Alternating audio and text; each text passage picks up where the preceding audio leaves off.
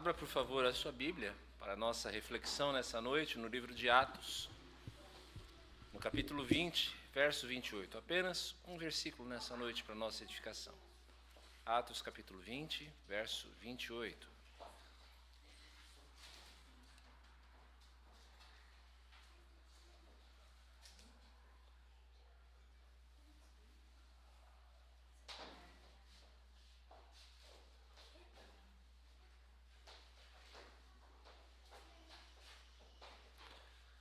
Atos 20, verso 28. Cuidem de vocês mesmos e de todo o rebanho no qual o Espírito Santo os colocou como bispos, para pastorearem a igreja de Deus, a qual ele comprou com o seu próprio sangue. Senhor, somos ovelha do teu rebanho, ovelhas do teu pastoreio, Senhor. Somos aqueles a quem o Senhor chamou, ó Pai, da morte espiritual para a vida eterna. Sabemos, ó Senhor, que Tu és o bom pastor que nos conduzes, ó Pai, em segurança até as moradas celestiais. E a maneira que Tu nos diriges, Senhor, é através da Tua voz, da Tua palavra, ó Supremo Pastor. Mas para que nós possamos, ó Senhor, abraçar toda a riqueza dela, nós precisamos, ó Senhor, da iluminação do Teu Espírito. Por isso, Senhor, fala a cada coração aqui nesta noite, através dessa palavra que já foi lida. E que na exposição dela, Senhor, este Teu servo possa ser fiel. Possa, Senhor, expor com precisão, ó Deus, o sentido desta passagem. A fim de que a Tua igreja seja edificada, Senhor, o Teu povo cresça no conhecimento do Senhor, no conhecimento da Tua graça, no conhecimento da Tua bondade que se revela por meio da Igreja de Cristo. Nós oramos, ó Pai, no nome santo do Senhor Jesus. Amém. Entre as muitas igrejas que o apóstolo Paulo pastoreou, plantou, em verdade, pastoreou, Éfeso foi aquela igreja que ele mais dedicou o tempo. Foram 2 anos de Paulo trabalhando ali em Éfeso, um trabalho desafiador, mas muito produtivo. Um ministério muito rico de Paulo ali naquela cidade importante da Ásia Menor. Apesar de muitos desafios dentro e fora da igreja, o trabalho de Paulo ali foi muito bem sucedido. O resumo deste ministério em Atos e lá em Éfeso está descrito no capítulo anterior, no capítulo 19, verso 10, Vini, por favor. Vinícius. Paulo fez isso durante 2 anos, de modo que todos os habitantes da província da Ásia ouviram a palavra do Senhor, tanto judeus como gregos. Depois desses 2 anos, Paulo inquietou-se no seu espírito. Ele resolveu-se ir a Jerusalém, passando antes pela Grécia. Em alguns momentos, isso acontece na vida dos pastores e das igrejas do Senhor, deslocar os seus obreiros para outros campos, conforme o seu propósito. Algumas vezes isso acontece. Mas o Senhor da igreja, Ele não deixa os seus desamparados. Deus levanta obreiros responsáveis pelo cuidado do seu povo. Esses obreiros são chamados na Escritura de presbíteros. Uma palavra que quer dizer anciãos.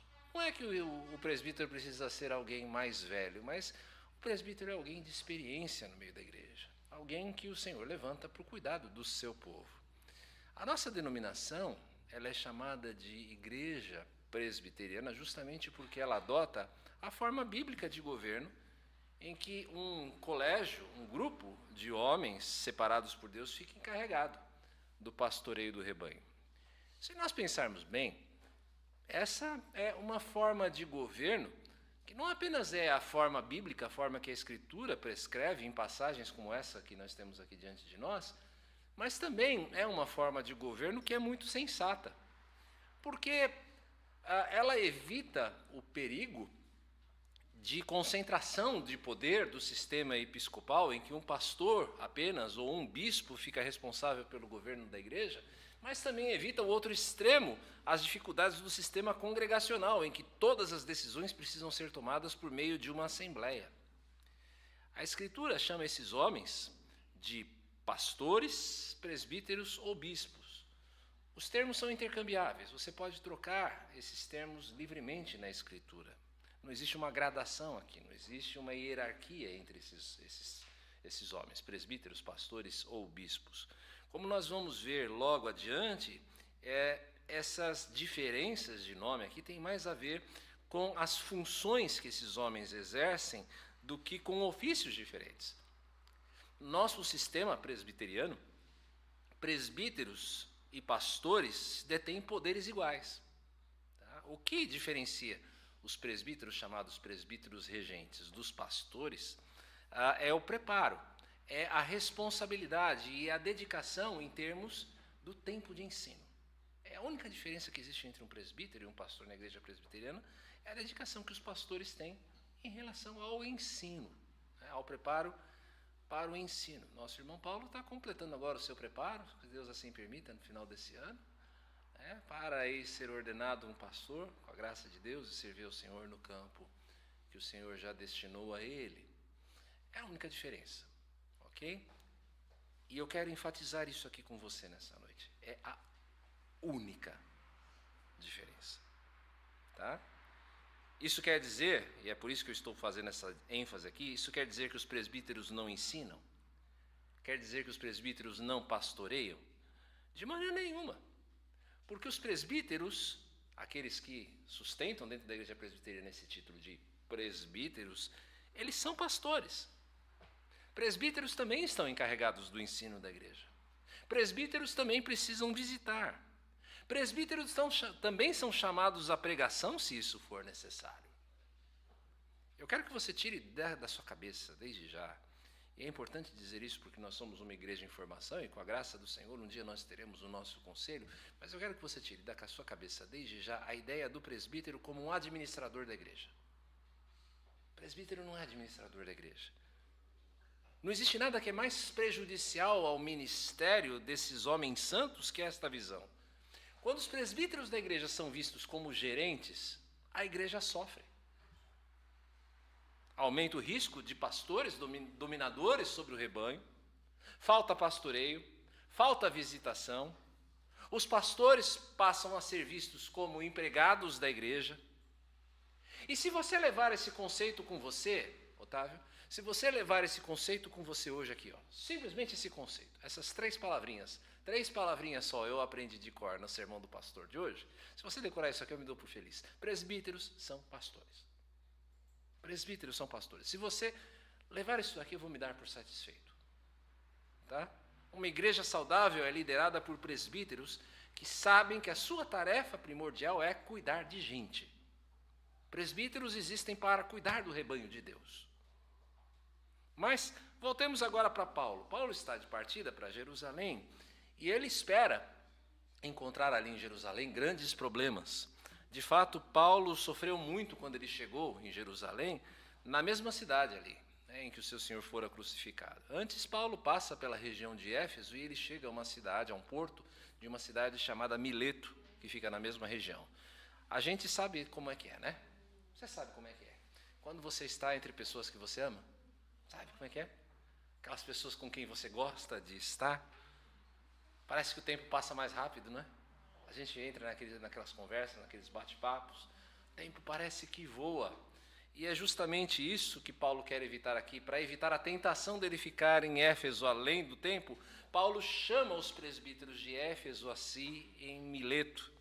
E ele então, nessa despedida, ele faz um arrazoado, uma revisão, uma avaliação do seu ministério, dos seus anos de ministério ali na cidade. Ele encarrega os presbíteros de cuidarem dessas pessoas que eram tão queridas a eles. Paulo está encarregando os presbíteros aqui de cuidarem do rebanho de Deus que agora vai ficar ali em Éfeso. E deste pequeno versículo nós podemos compreender qual seja a natureza do trabalho dos presbíteros. Os presbíteros, Otávio, os presbíteros são responsáveis perante o Senhor pelo cuidado da igreja. Os presbíteros são responsáveis perante o Senhor pelo cuidado da igreja. E nesse texto, você pode encontrar e entender três coisas acerca dos presbíteros. Tá? Quem são eles? Tá? Quem os comissiona, ou a quem eles são responsáveis? E qual é o seu modelo? Qual o modelo que eles seguem? Ok? Quem eles são, Quem os comissiona? Qual o seu modelo? Há outros textos que falam acerca do presbiterato na Escritura, nas cartas chamadas cartas pastorais de Paulo, ou na primeira carta de Pedro. Na verdade, esse é um tema muito presente ao longo de toda a Bíblia quando se fala em liderança. O que eu quero dizer com isso, meus irmãos, é que ninguém sofre na mão dos seus líderes, e nem os líderes sofrem na mão das suas igrejas por falta de ensino.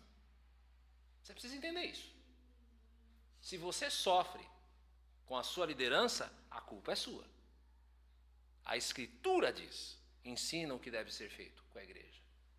Porque o ensino sobre liderança na Escritura é mais do que suficiente. É tão suficiente que ele acaba inspirando homens como James Hunter a escrever clássicos da liderança, até mesmo de liderança corporativa, baseados justamente nos ensinos de liderança da Escritura.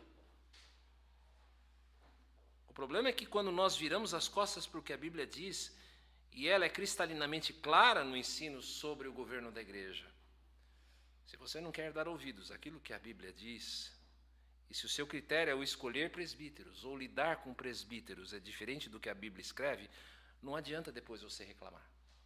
Não adianta depois você murmurar contra uma má liderança, se você não presta atenção ao que a Bíblia diz na hora de escolher o seu presbítero. O que ela ensina, geralmente, pode ser resumido nesses 3 pontos.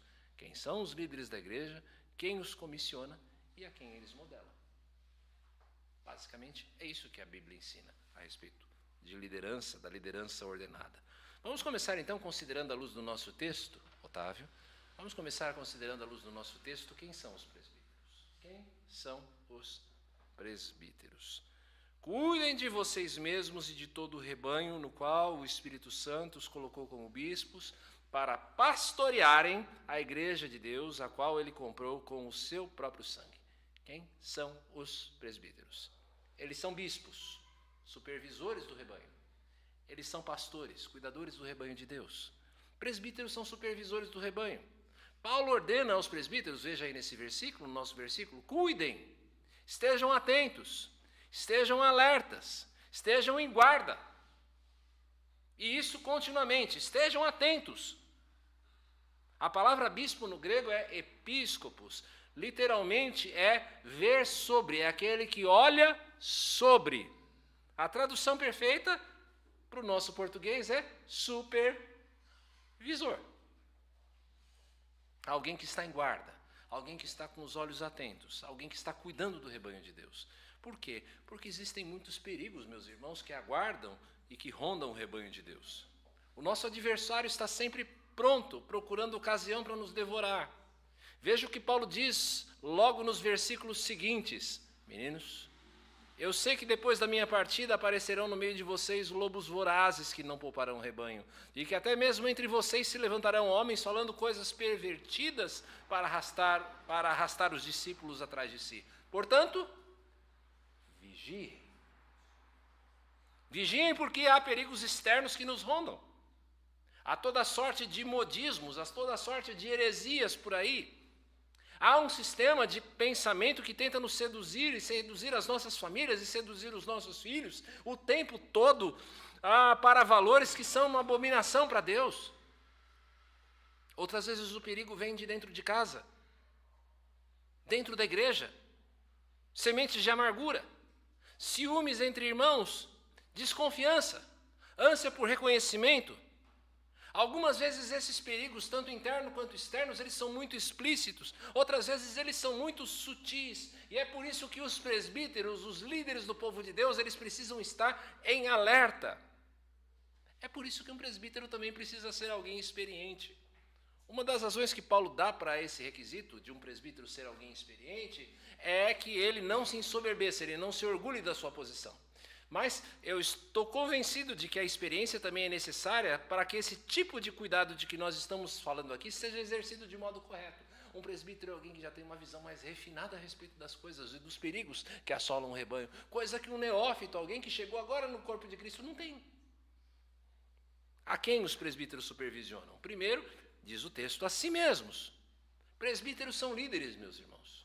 Eles não são chefes.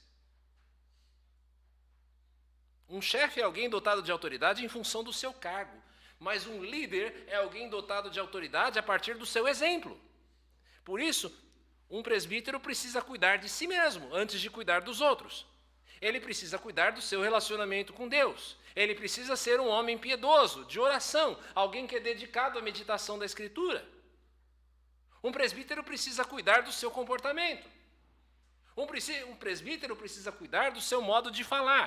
Um presbítero precisa considerar aquilo que ele consome, na maneira que ele trata as pessoas, principalmente da sua própria casa. A primeira autoridade de um homem de Deus, e isso vale para todos nós homens, a primeira autoridade de um homem de Deus é sobre a sua esposa e sobre os seus filhos. Você quer saber como aquele homem vai lidar com a igreja de Cristo? Olhe como ele lida com a sua família. Quer saber como é que o Paulo vai ser como pastor? Veja como é que ele trata a Adriana e os meninos. Depois, os presbíteros precisam cuidar do rebanho de Deus. A metáfora que a Bíblia usa para os crentes, ovelhas, é uma imagem muito interessante. Ovelhas são animais fofinhos, dóceis. Você acha que é por isso que nós somos chamados de ovelhas? Você acha que nós somos fofinhos uns com os outros? Dóceis uns com os outros?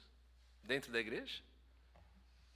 Nós somos chamados de ovelhas, meus irmãos, porque a ovelha é um animal frágil, facilmente destroçada pelas feras do campo, se elas são deixadas por si mesmas. A ovelha se desvia fácil do rebanho. É burrinha, um animal burro. Ela se deixa seduzir pelo campo mais verdinho. A ovelha tem uma visão curta. Ela não consegue enxergar muito além de si mesma. Deu para entender a metáfora agora? Por isso o rebanho de Deus precisa de supervisores, de bispos, alguém que zele pelo bem das ovelhas, alguém que alimente, alguém que cuide delas. Meus caros presbíteros que porventura estejam assistindo, candidatos a presbítero que se encontram aqui, e prego a mim também, porque presbítero dessa igreja, sejam zelosos, estejam atentos ao seu povo, sejam firmes, ainda que brandos, repreendam, exortem por amor, amem esse povo a quem Deus deu a você para supervisionar. Esse povo que Deus deu a você para supervisionar são ovelhas frágeis, às vezes burras demais até para o óbvio, mas ainda assim a gente é amada por Deus. Não sejam parciais, não sejam apenas representantes do partido que os elegeu. Diz o texto, vocês são pastores de todo o rebanho de Deus. Quer eles sejam fáceis, quer não. Quer eles concordem com você, quer não. Você já viu algo assim? Você que tem mais tempo de igreja presbiteriana, pastores, presbíteros que são eleitos por um determinado grupo para representar aquele grupo no conselho? Vocês são pastores de todo o rebanho de Deus, sem parcialidade. Ovelhas de Cristo que me ouvem aqui hoje, amem os seus bispos, amem seus presbíteros. Eles zelam por vocês. E às vezes eles zelam com vocês com lágrimas. Zelam por vocês, às vezes, com o sacrifício de si mesmos. Zelam por vocês, às vezes, com o sacrifício das suas famílias. Hajam com amor com esses homens, para que eles não tenham de exercer o seu ministério com gemidos, como diz Pedro. Orem por homens como esses. Amem a homens como esses. Honrem a homens como esses.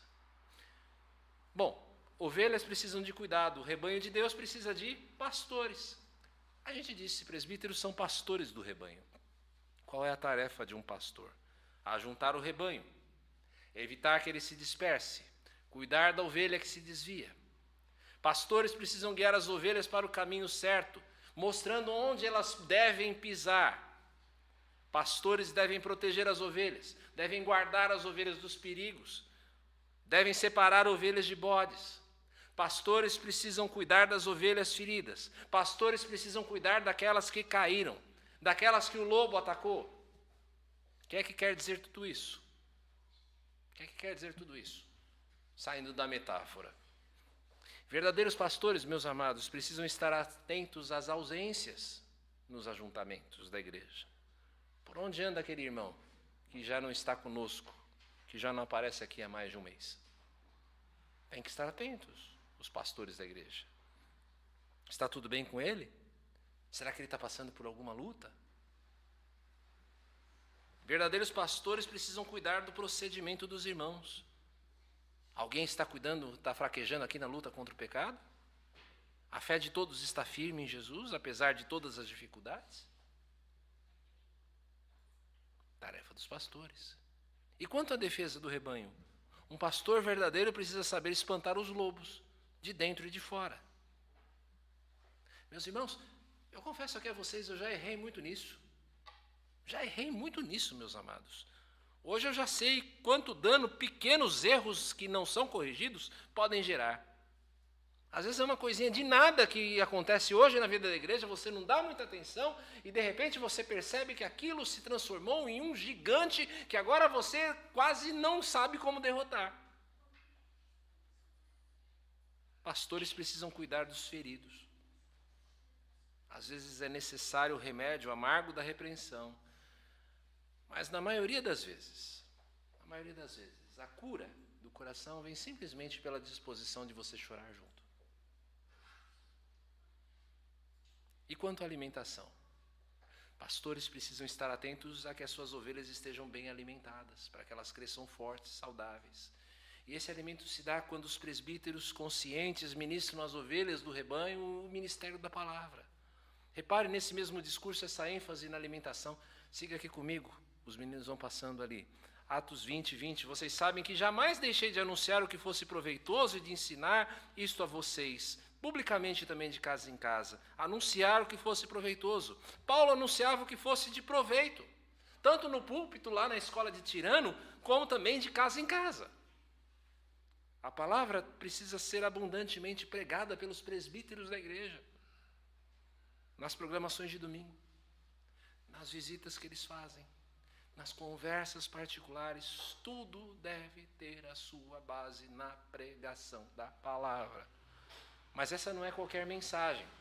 Não é qualquer mensagem destinada a tranquilizar consciências. Não é água com açúcar gospel. Tá?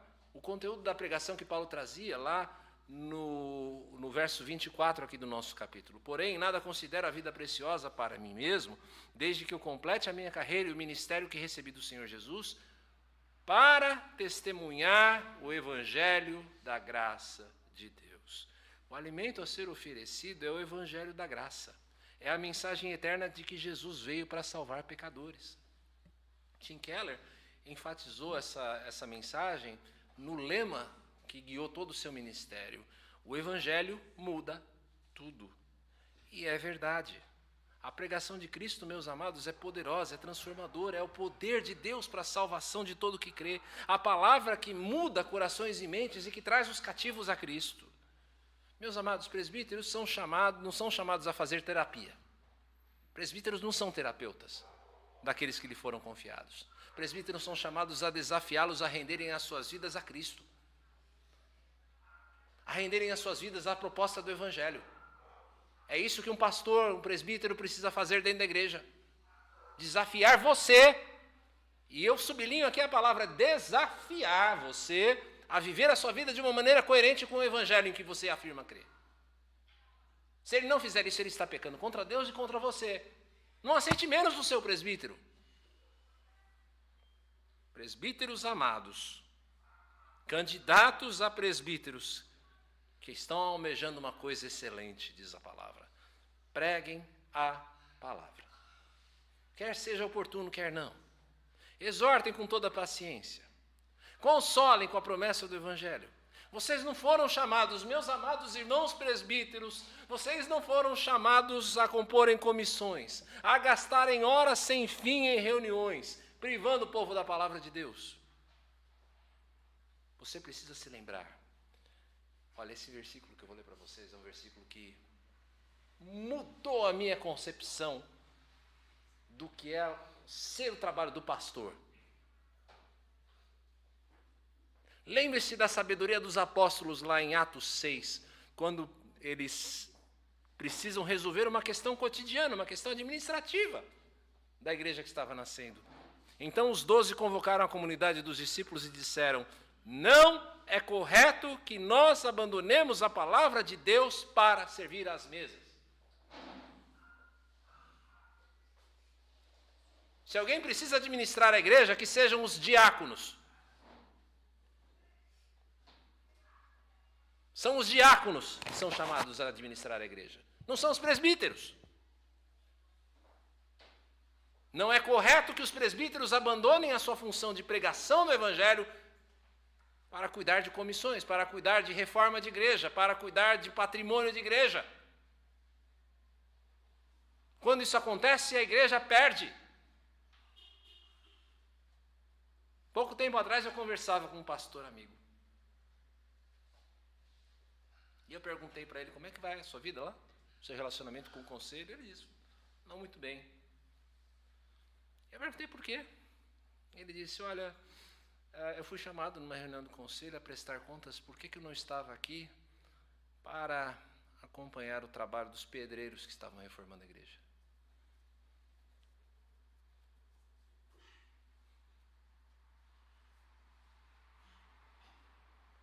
Será que esse é o trabalho dele? Não estou dizendo que ele não possa fazer, pelo amor de Deus. Mas é isso. É isso. Esmerem-se, meus amados irmãos, presbíteros e candidatos a presbítero, pois sei que Deus os tem aqui no nosso meio. Esmerem-se em conhecer a palavra, estudem, leiam bons livros, afiem suas espadas uns com os outros. Meus amados, a igreja de Cristo vai crescer saudável e ela vai se lembrar do seu testemunho valioso e do seu apego às Escrituras se você o fizer. A igreja será grata a você. Você será uma pessoa de grata lembrança se você for um homem da palavra.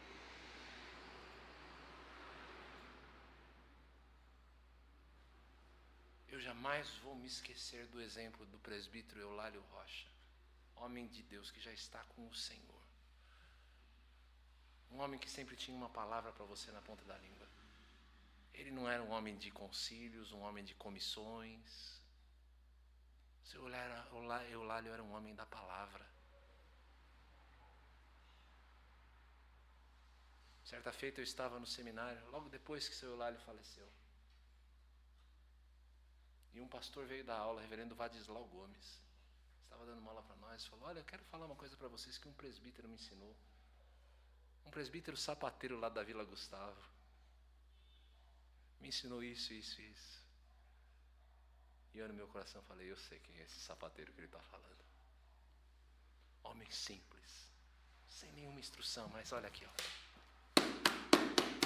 Coração aqui, ó. Sejam homens da palavra, meus amados.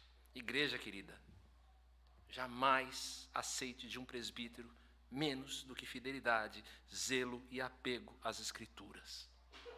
Não aceite menos do seu presbítero do que isso.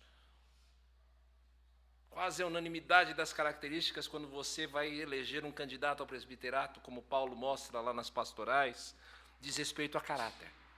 Só há uma exceção que diz respeito à habilidade: a aptidão para ensinar. Um presbítero precisa ser alguém apto a ensinar. Se ele não é capaz de guiar a outros no caminho do evangelho, então ele não é habilitado ao episcopado.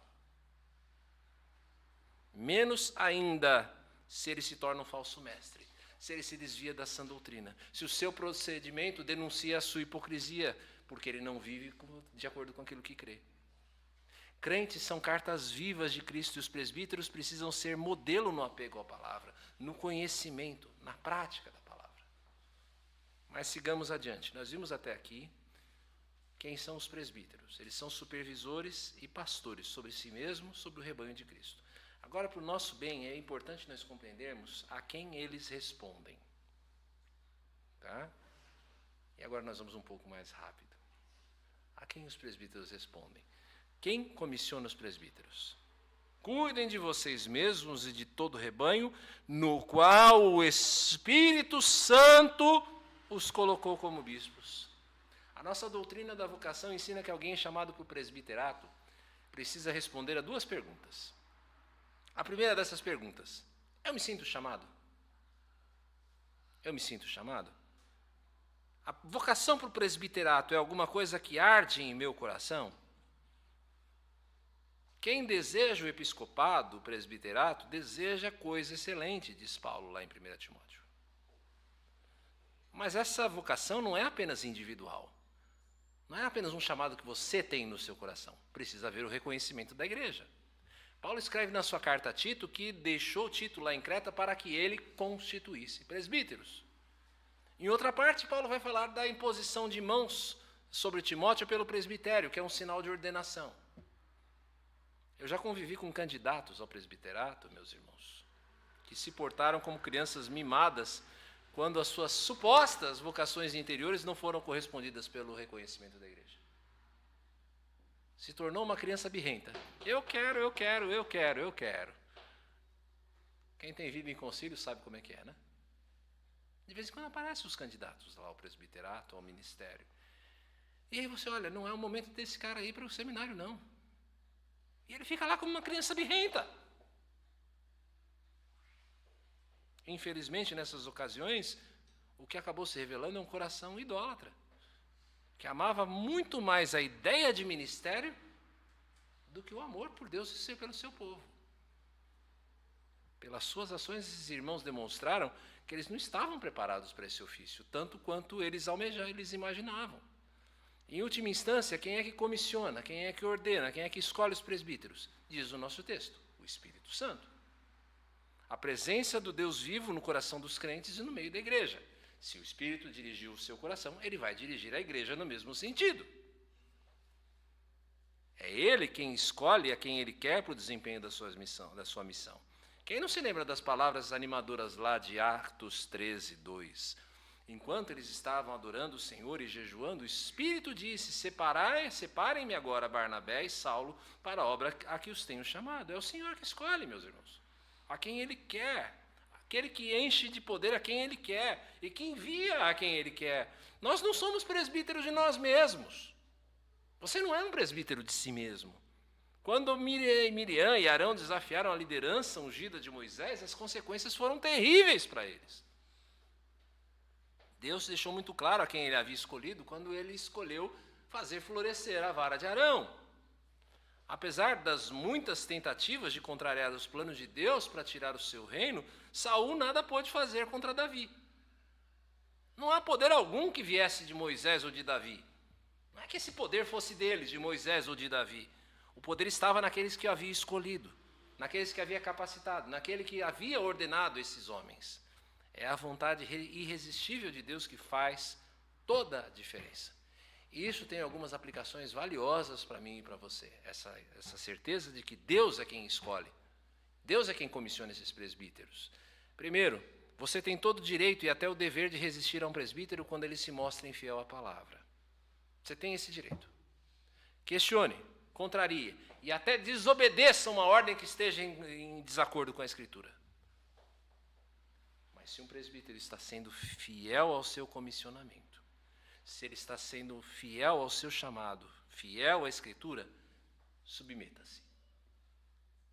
Resistir a alguém a quem Deus comissionou enquanto ele exerce o seu chamado fielmente é resistir ao próprio Cristo. Outro ponto a ser lembrado por nós como igreja em relação aos nossos líderes. Ouve-se falar muito em democracia hoje em dia. De que todo mundo tem direito a ser ouvido, de que a voz do povo é a voz de Deus. Meus amados, não funciona assim na igreja de Cristo não, tá? A igreja não é de modo algum uma instituição democrática. Isto aqui não é uma democracia. Tá? Você sim tem o direito de eleger os seus oficiais, mas não é a nós que eles devem prestar contas. A igreja é uma monarquia absoluta, na qual cabeça, o rei, é Cristo. O nosso rei se faz representar pelos seus ministros, os presbíteros. É a Cristo que eles devem contas. Eu estou dizendo isso para que você entenda que os presbíteros não estão onde estão para fazerem a vontade de quem os elegeu. O pastor da igreja não está aqui para fazer a sua vontade. Eles estão aqui para fazer a vontade de Cristo. Bons presbíteros, os verdadeiros presbíteros escolhidos por Deus, vão fazer aquilo que é certo, não aquilo que é popular. Eles podem até contrariar você, a sua vontade, mas eles vão e têm que fazer aquilo que é certo, segundo a palavra. Se a igreja precisa compreender esse fato de que é a Cristo a quem nós prestamos contas, nós, os que somos presbíteros, precisamos ter isso ainda mais claro. Por quê? Porque todo presbítero precisa examinar a si mesmo. Será que eu tenho sido fiel ao meu chamado? Será que eu tenho me esmerado no meu crescimento espiritual, investindo meu tempo em oração, em meditação? Será que eu emprego o meu tempo e eu me disponho a servir a igreja de Cristo nas suas necessidades? No meu desempenho das minhas tarefas, eu tenho sido diligente, operoso no reino? Meus amados irmãos, homem vem a aparência, mas o Senhor vê o coração. Deus nos vê no oculto dos nossos quartos, no mais secreto do nosso ser. A nossa avaliação não vem de homens, ela vem do Senhor que conhece o nosso coração.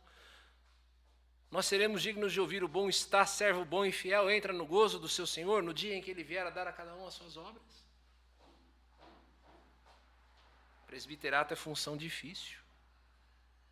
Ouça bem, você que é candidato ao presbiterato. Você que almeja isso. Meu amado irmão Paulo, quase um pastor já. Presbiterato é uma função difícil. Ela exige sacrifícios. Nossas esposas sabem bem disso, dos sacrifícios que isso envolve. Muitas vezes supervisionar e pastorear envolve lidar com perguntas para as quais nós não temos resposta.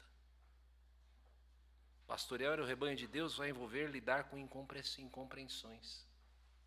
Pastorear o rebanho de Deus vai ser lidar com ingratidão. Muitas vezes você vai se gastar em prol de pessoas que jamais vão reconhecer o seu esforço. Todavia, lembre-se de quem o comissionou. Lembre-se de quem comissionou você.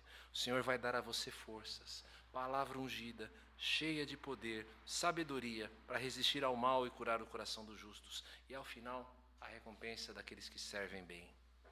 Quem são os presbíteros? Supervisores e pastores do rebanho de Deus. A quem eles prestam contas? Ao próprio Senhor que os comissionou. Agora, será que eles têm um bom modelo a ser imitado? Quem é o modelo dos presbíteros? Fica claro que Paulo se coloca como um modelo aos presbíteros aqui nesse texto.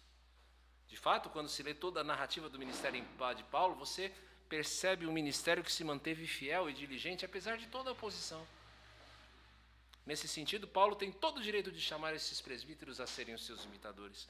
Mas como ele mesmo escreve lá em 1 Coríntios, esse chamado vai além do próprio Paulo. Ele pode chamar os presbíteros a serem os seus imitadores na mesma medida em que ele é uma imitação de Cristo.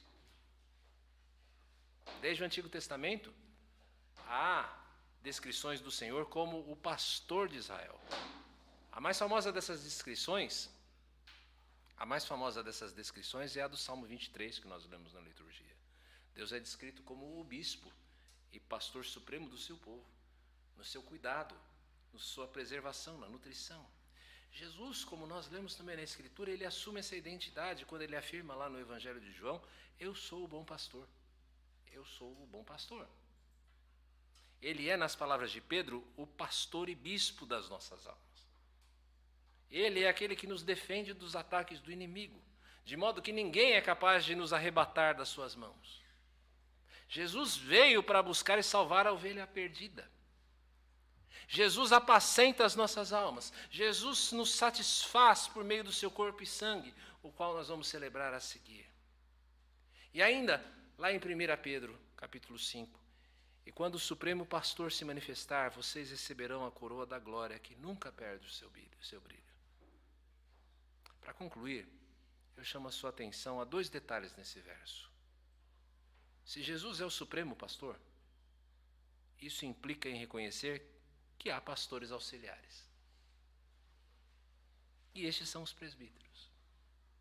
Mas esse mesmo texto traz uma promessa valiosa, uma coroa de glória aos que os servirem bem.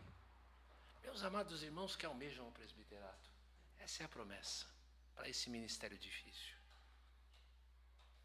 Algumas vezes você percebe homens piedosos que acabam fugindo desse comissionamento por conta de temores das dificuldades do trabalho. Nosso exemplo é Cristo. Nosso texto diz que Jesus comprou a sua igreja com o seu próprio sangue. E nós somos chamados a imitá-lo, não oferecendo o nosso sangue, mas vivendo de maneira sacrificial por aqueles a quem Jesus amou. É difícil o trabalho, certamente, mas eis a promessa do Senhor para aqueles que o servirem bem, uma coroa de glória que nos espera no céu. O que implica nós sermos presbiterianos? O que é que implica nós sermos presbiterianos? Implica em nós reconhecermos que para o nosso bem Cristo nos dotou de pastores segundo o seu coração. Sejamos fiéis a Cristo, meus amados. Nós que pastoreamos o rebanho, sejamos fiéis em dar alimento saudável, cuidar dos feridos. Palavra de exortação ao percebermos os desvios e ataques que certamente virão. E aos demais, aqueles que são pastoreados, coração terno, coração grato a esses homens valorosos que nos pastoreiem no Senhor. Vamos orar? Bendito Pai, muito obrigado por fazer parte desta igreja, a qual, apesar de tantos desafios, de tantos ataques, de tantos lobos, ó Pai, que nos cercam, ainda se mantém fiel. Amanhã, Senhor, dia 12, é o aniversário da Igreja Presbiteriana do Brasil. Mais um aniversário que a nossa denominação completa. E nós nos alegramos, ó Deus, por podermos ser um instrumento da Tua glória aqui nesse país. Sermos testemunhas do Evangelho nessa nação que o Senhor, ó Deus, nos colocou. Muito obrigado, Senhor, por nos dar ao Senhor, como igreja presbiteriana, homens que nos liderem. Presbíteros, ó Senhor, segundo o Teu coração. Pastores, ó Pai, do Teu povo. Muito obrigado por isso, Senhor, pelo privilégio, nós que exercemos o presbiterato, de sermos pastores auxiliares do Supremo Pastor que é Jesus Cristo. Deus bendito, que o Senhor abençoe a cada presbítero da nossa denominação. Pai, que eles sejam firmes, ó Deus, no apego à palavra santa que pode transformar vidas, ó Senhor, que é poder de Deus para a salvação de todo que crê. Dá a eles ousadia, firmeza na palavra, Senhor, amor pelas pessoas e amor por Ti. E aqueles que são pastoreados, ó Senhor, que possa haver entendimento, que possa haver submissão, que possa haver oração e estima por esses homens, ó Deus, que gastam as suas vidas, ó Senhor, no serviço da Tua obra. Senhor, abençoa o Teu povo quando nos reunimos ao redor da Tua mesa agora, a fim, Senhor, de que o Senhor seja exaltado também em nos pastorear por meio da Santa Ceia. Nós oramos no nome do Senhor Jesus. Amém.